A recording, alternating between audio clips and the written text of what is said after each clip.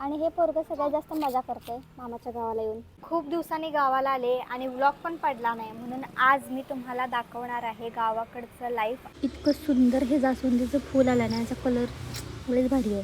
आज आम्ही आमच्या शेतात लावायला ना रोपं तयार करणार आहे. चला तुम्हाला दाखवतो. आणि आमची हत्यारं तयार आहेत. अशा प्लास्टिकच्या पिशव्या मिळतात आणि याच्यात प्रमाणानुसार माती भरावी लागते. म्हणजे थोडंसं कोकोपीट, वाळू, माती आणि मग याच्यात लावायच्या बिया. आपण जी काही झाडं लावणार आहे त्यासाठी आपण आता औषधाचा डोस देणार आहे. तर त्यामध्ये हे शेती म्हणजे जमिनीसाठीचा हा डोस आहे. हा जर बघायला गेलं तर हा ग्रोथसाठी आहे आणि हे जे आहे हे ॲडज्युवेंटसाठी आहे. तुझं काय चाललंय? उठ.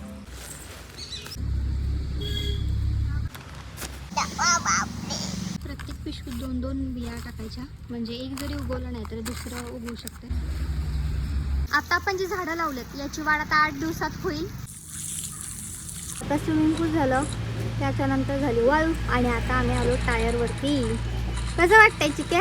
आता सगळी झाडं लावून झालेत. आता वाट बघायची आहे 8 दिवसांची आणि 8 दिवसामध्ये या रोपांची वाढ झाल्यानंतर मग आपल्याला खरा रिझल्ट कळणार आहे की आपण जी मेहनत घेतली ती खरंच उपयोगाला आले की नाही. पण भेटूयात पुढच्या व्लॉगमध्ये. बाय.